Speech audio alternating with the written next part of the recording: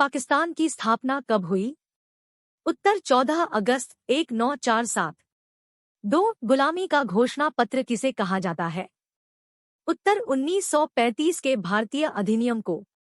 3 किस देश से भारत में संघीय शासन प्रणाली लागू किया गया? उत्तर कनाडा से। 4 भाषा के आधार पर पहला राज्य कौन है? उत्तर आंध्र प्रदेश। 5 विभाजन के समय कितनी जनसंख्या का विस्थापन किया गया? उत्तर 8 मिलियन। 6 गांधी जी की हत्या कब हुई? उत्तर 30 जनवरी 1948 को। 7 देशी रियासतों को मानचित्र में किस रंग में दिखाया जाता था? उत्तर पीला। 8 वह कौन से अनुच्छेद के तहत सारे देश में समान नागरिक व्यवस्था लागू है?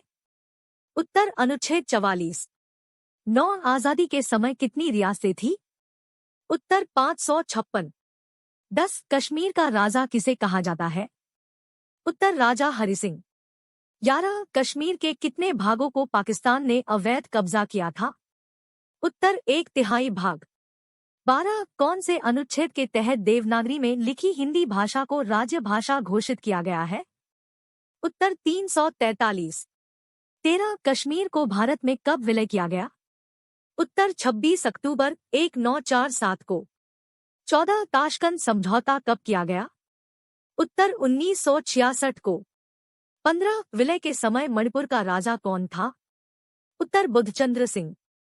16 भारत में पहली बार वयस्क मताधिकार कहाँ हुआ था?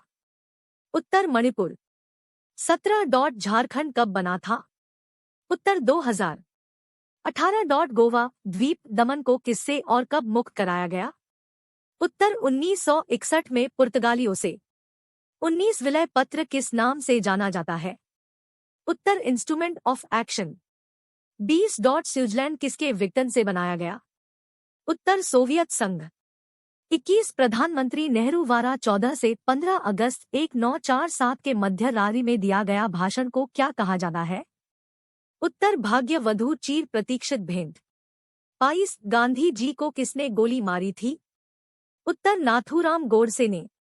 23 राज्य पुनर्गठन अधिनियम कब बना? उत्तर 1956 में। 24 वर्तमान समय में कितने भाषाओं को संवैधानिक दर्जा प्राप्त हुआ है? उत्तर 22 भाषाओं को। 25 जम्मू कश्मीर को कब केंद्र शासित प्रदेश बनाया गया था? उत्तर 5 अगस्त 2019। 26 भारतीय संविधान को कब लागू किया गया?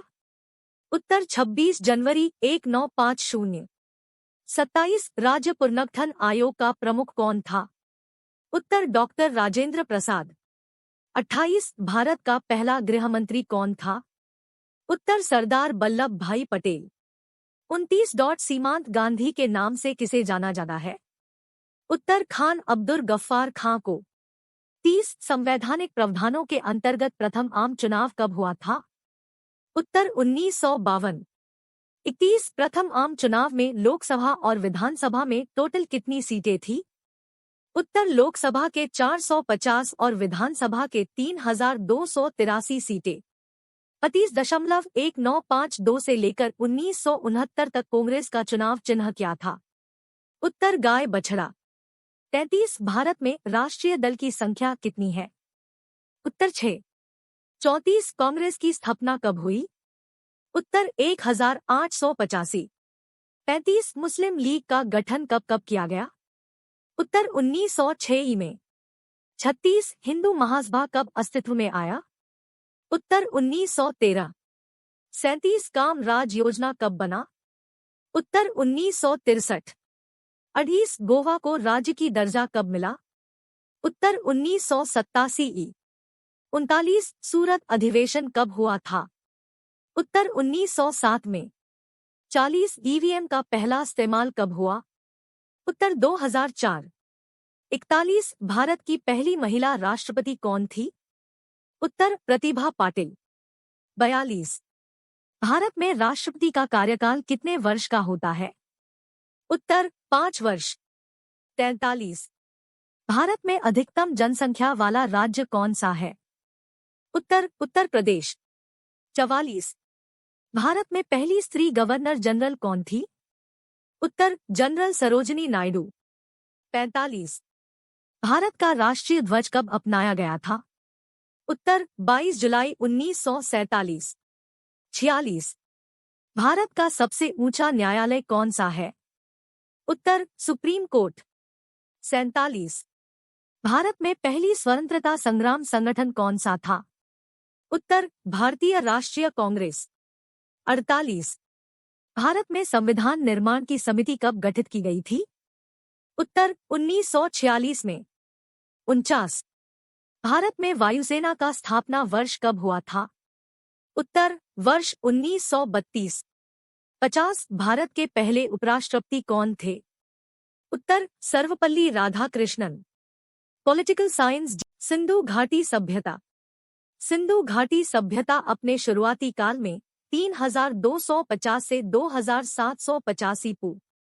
सिंधु घाटी सभ्यता पूर्व हड़प्पा काल 3300 से 2500 ईसा पूर्व। परिपक्व काल 2600 से 1900 ईपू। उत्तरार्ध हड़प्पा काल 1900 से 1300 ईसा पूर्व। उद्धरण चाहिए। विश्व की प्राचीन सभ्यताओं में से एक प्रमुख सभ्यता है जो मुख्य रूप से दक्षिण एशिया के उत्तर पश्चिमी क्षेत्रों में, जो आज तक उत्तर पूर्व अफगानिस्तान, 3 शुरुआती कालक्रमों में से एक थी और इन 3 में से सबसे व्यापक तथा सबसे चर्चित। सम्मानित पत्रिका नेचर में प्रकाशित शोध के अनुसार यह सभ्यता कम से कम 8000 वर्ष पुरानी है। उद्धरण चाहिए। यह हड़प्पा सभ्यता के नाम से भी जानी जाती है। उद्धरण चाहिए। इसका विकास सिंधु और घग्गर हकड़ा, प्राचीन सरस्वती के किनारे हुआ। हड़प्पा, मोहनजोदड़ो, कालीबंगा, लोथल, धोलावीरा और राखीगढ़ी इसके प्रमुख केंद्र थे। दिसंबर 2014 में भिड़ाना को सिंधु घाटी सभ्यता का अब तक का खोजा गया सबसे प्राचीन नगर माना गया है। ब्रिटिश काल में हुई खुदाइयों के आधार पर पुरातत्ववेत्ता और इतिहासकारों का अनुमान है कि यह अत्यंत विकसित सभ्यता थी और ये शहर अनेक बार बसे और उजड़े हैं। 7वीं शताब्दी में पहली बार जब लोगों ने पंजाब प्रांत में ईंटों के लिए मिट्टी की खुदाई की तब उन्हें वहां से बनी बनाई ईंटें मिली जिसे लोगों ने भगवान का चमत्कार माना और उनका उपयोग घर बनाने में किया। उसके बाद 1826 में चार्ल्स मैसन ने पहली बार इस पुरानी सभ्यता को खोजा। कनिंघम ने 1856 में इस सभ्यता के बारे में सर्वेक्षण किया।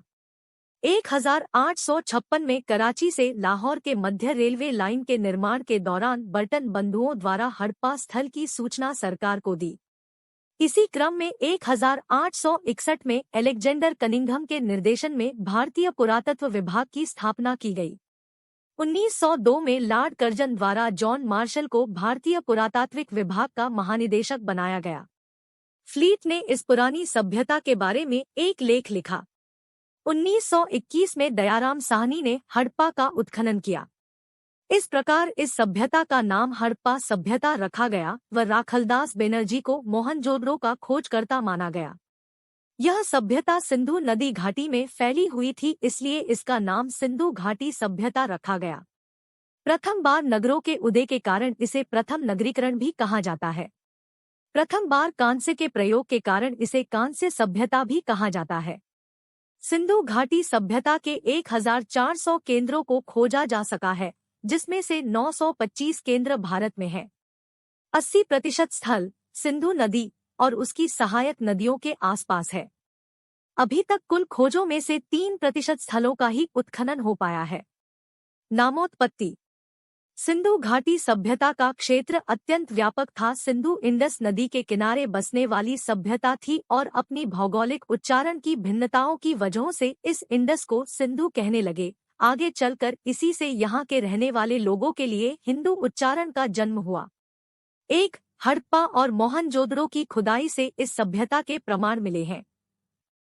2. आथा विद्वानों ने इसे सिंधु घाटी की सभ्यता का नाम दिया क्योंकि यह क्षेत्र सिंधु और उसकी सहायक नदियों के क्षेत्र में आते हैं, पर बाद में रोपड़, लोथल, कालीबंगा, बनावली, रंगपुर आदि क्षेत्रों में भी इस सभ्यता के अवशेष मिले जो सिंधु और उसकी सहायक नदियों के क्षेत्र से बाहर थे। आथा कई इतिहासकार इस सभ्यता का प्रमुख केंद्र हड़प्पा होने के कारण इस सभ्यता को हड़प्पा सभ्यता नाम देना अधिक उचित समझा गया, जबकि हकीकत में इस नदी का नाम अंदुस है।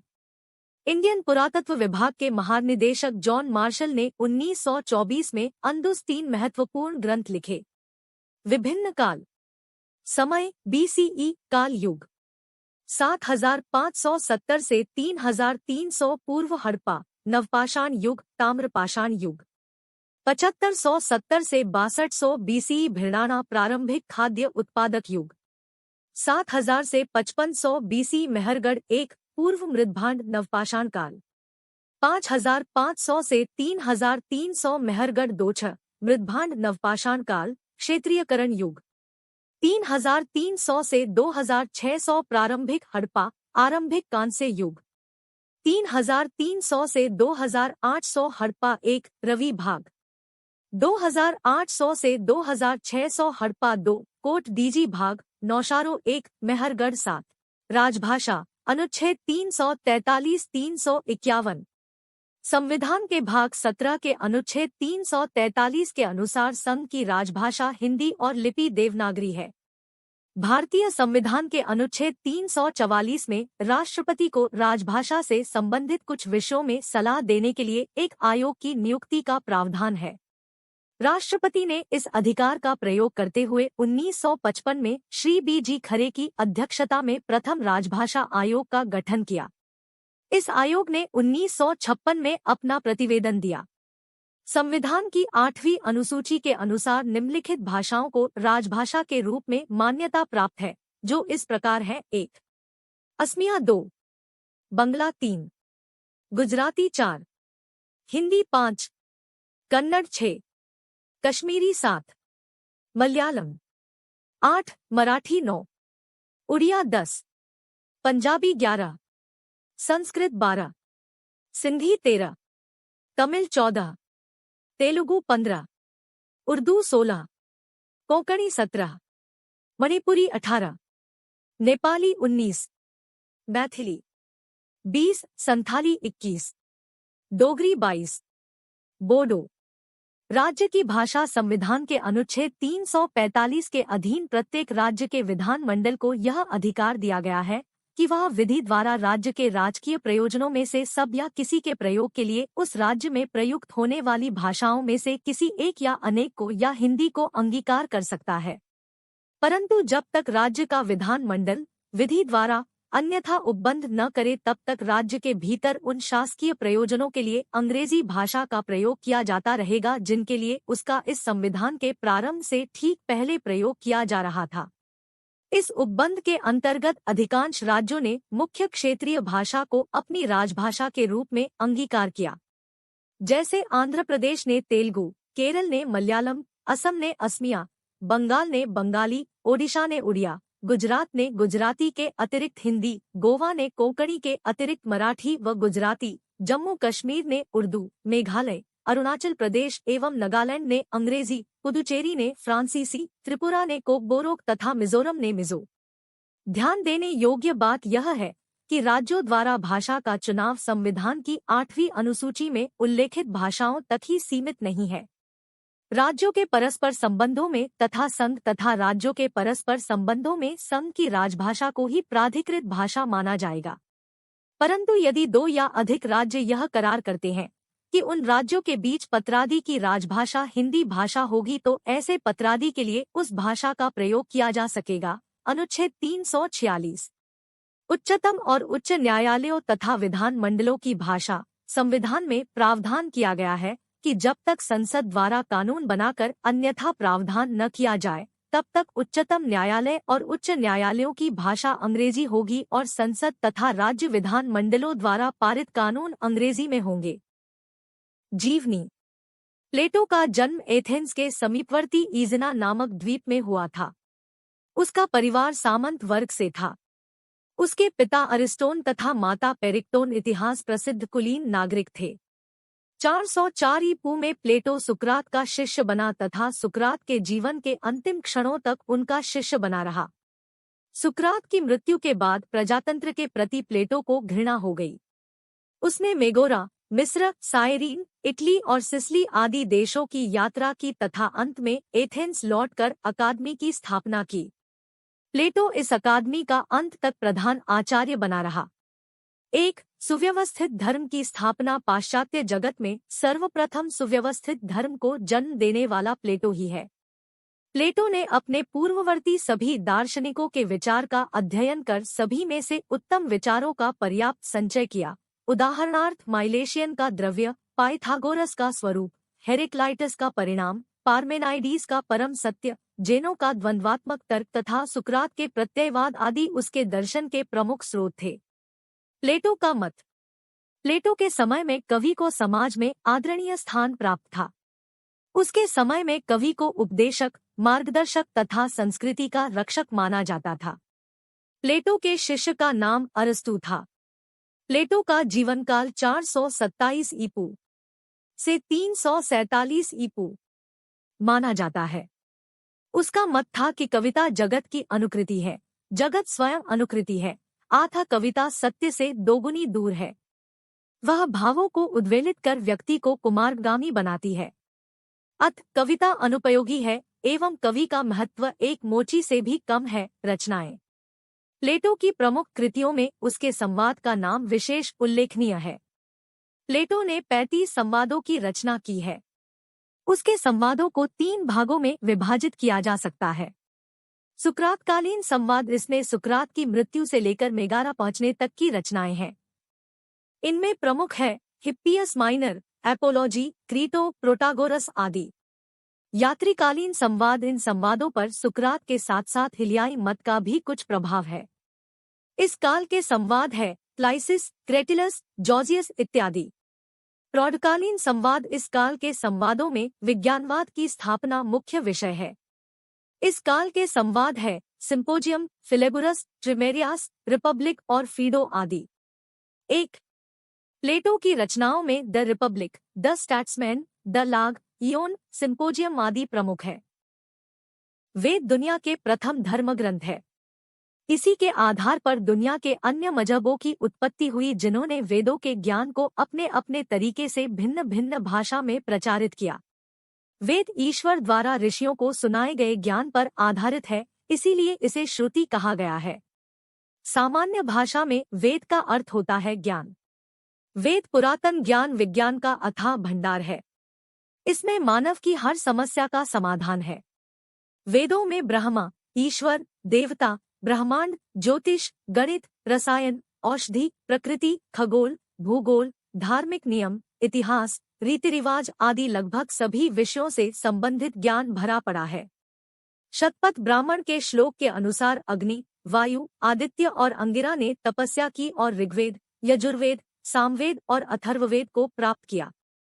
प्रथम 3 वेदों को अग्नि, वायु, सूर्य, आदित्य से जोड़ा जाता है और संभवतः अथर्वदेव को अंगिरा से उत्पन्न माना जाता है। एक ग्रंथ के अनुसार ब्रह्माजी के 4 मुख से वेदों की उत्पत्ति हुई।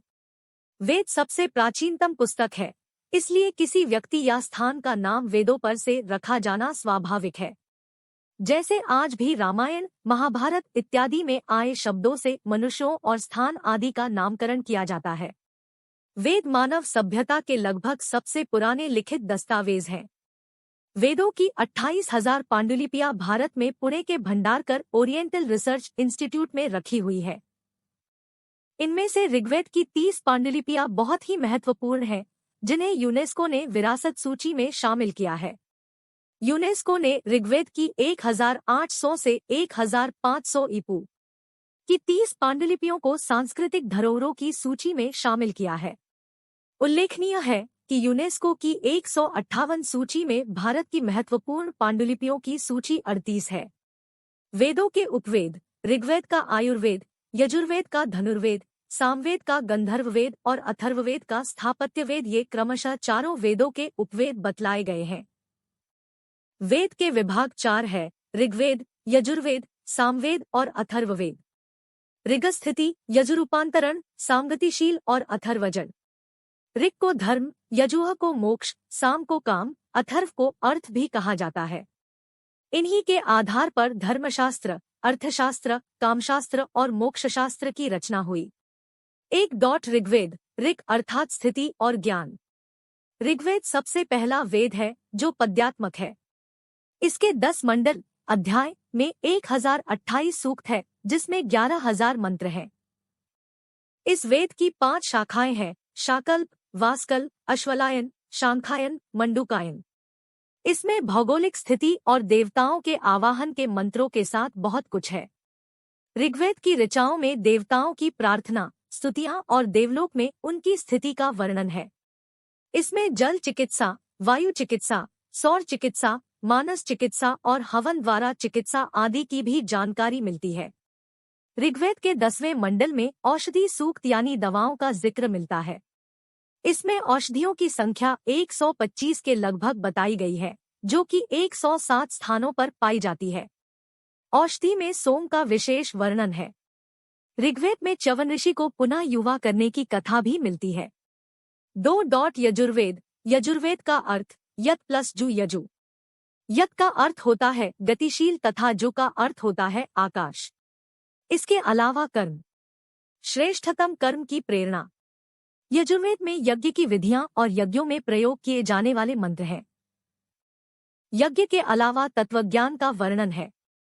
तत्वज्ञान अर्थात रहस्यमय ज्ञान, ब्रह्मांड, आत्मा, ईश्वर और पदार्थ का ज्ञान। यह वेद गद्यमय है। इसमें यज्ञ की असल प्रक्रिया के लिए गद्य मंत्र हैं। इस वेद की 2 शाखाएं हैं, शुक्ल और कृष्ण। कृष्ण, वैशंपायन ऋषि का संबंध कृष्ण से है।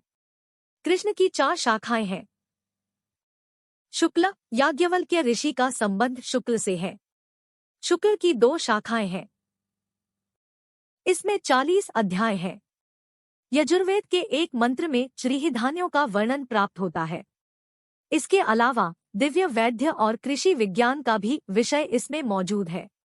सामवेद। साम का अर्थ रूपांतरण और संगीत, सौम्यता और उपासना। इस वेद में ऋग्वेद की ऋचाओं का संगीतमय रूप है। सामवेद गीतात्मक यानी गीत के रूप में है। इस वेद को संगीत शास्त्र का मूल माना जाता है। 1824 मंत्रों के इस वेद में 75 मंत्रों को छोड़कर शेष सब मंत्र ऋग्वेद से ही लिए गए हैं। इसमें सविता, अग्नि और इंद्र देवताओं के बारे में जिक्र मिलता है। इसमें मुख्य रूप से 3 शाखाएं हैं, 75 ऋचाएं हैं। अथर्वदेव। थर्व का अर्थ है कंपन और अथर्व का अर्थ अकंपन। ज्ञान से श्रेष्ठ कर्म करते हुए जो परमात्मा की उपासना में लीन रहता है, वही अकंप बुद्धि को प्राप्त होकर मोक्ष धारण करता है। इस वेद में रहस्यमय विद्याओं, जड़ी बूटियों, चमत्कार और आयुर्वेद आदि का जिक्र है।